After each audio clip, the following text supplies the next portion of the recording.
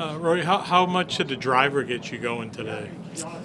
Yeah, after the first hole where I hit it 50 yards right off the tee, it started to get going after that. And look, it's a golf course where you can hit driver a lot. The fairways are quite generous, but obviously if you go off the fairways, you can get in some trouble. But I drove the ball well today. I took advantage of the par fives, the drivable par 4 on the back nine there, 15. So if I can keep driving it like that over the next few days, I'll be in a good spot. I guess 15 is drivable for some, right? I mean, yeah, it's drivable for some. I hit while the guys in front were on the green, and I didn't think I was getting quite as far up as I did, so had to give them a little wave and apologize. But the longer I stood over that tee shot, the more likely it was that I was going to lay up. So I just needed to step up and hit it. So whether they were on the green or not, I had to go. You've been in such a good groove recently. I'm just curious why you had Michael come out to check last week. I hadn't seen him since Wentworth. So what was that? Italy, week off, Dunhill. So I hadn't seen him in like a month. So I thought it was just a good time to get a little checkup before playing here, and then depending on how this week goes, whether he comes back out again before Dubai or maybe just makes a trip to Dubai for a week of sort of looking at me a little bit and watching golf and having a vacation. Was there anything you were working on? A little bit, yeah. I'm just trying to get my right arm to support the club a little more at the top. Sometimes I take it back and then my right arm and elbow sort of starts getting behind me. So just trying to get it more sort of online in front of me. It's actually a nice swing thought to have, because it's not so much that it's taking your attention away from the target or the shot that you're trying to hit. It's literally just trying to just support it a touch more at the top. That's it. When you talked about a reset after the Ryder Cup last year, what was the most important ingredient in that?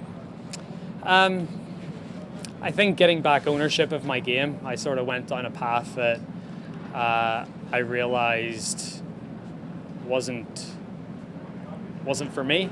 And that was really it. Just trying to get back ownership of my game, my golf swing, and being okay with doing it my way. I think that was the big thing. What led you down that path in the first place?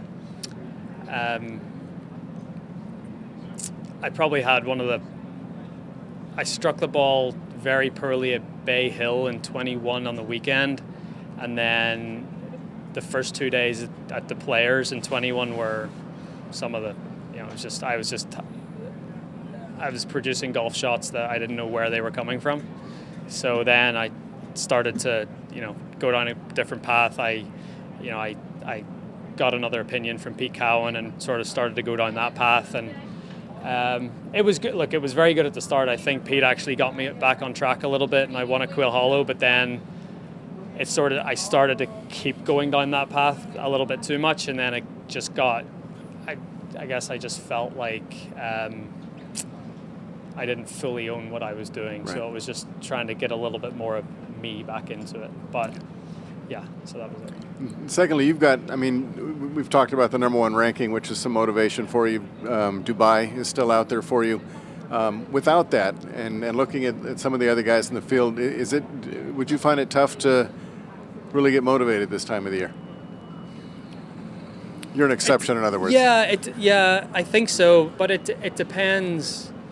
It depends what you've done this year. I think if I didn't have these two sort of carrots out in front of me, but I'd come off the season that I've had, good season, FedEx Cup, everything.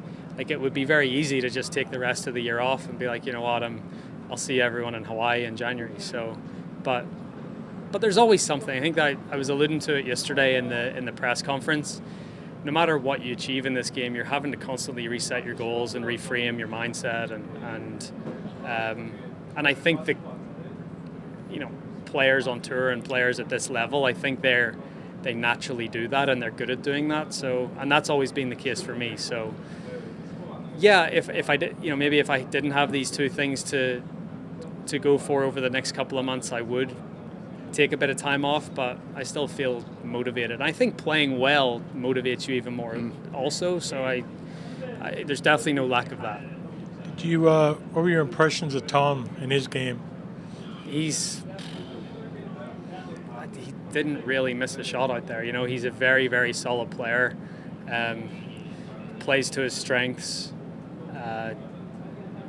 Makes the same swing at it pretty much every time. You know, like it's very, very consistent, very steady. He was sort of picking my brain a little bit out there about like speed training, and I was like, no, you don't, no. I mean, I think as he gets a little older and maybe a touch stronger, he'll get that naturally. But I was like, do not go down that path. You're good the way you are. Does he remind you of anybody at that age?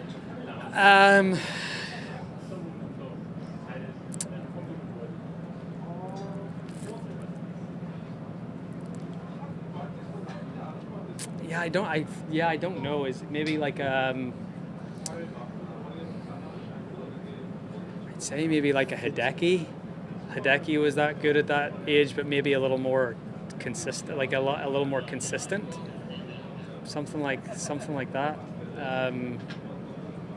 But yeah, look, there's over the last 50 years, there's only been one other player to come out and win twice before his 21st birthday, right? So he's made a really good start.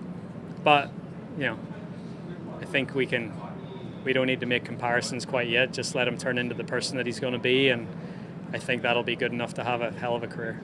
What did you guys chat about when he wasn't asking you for advice? Just general chit chat. What do you guys talk about? I know he likes fast food, so I asked him Chick-fil-A or Popeyes, and he told me he hasn't had Popeyes yet. So I was like, no, you got to have Popeyes. I think it's better than Chick-fil-A.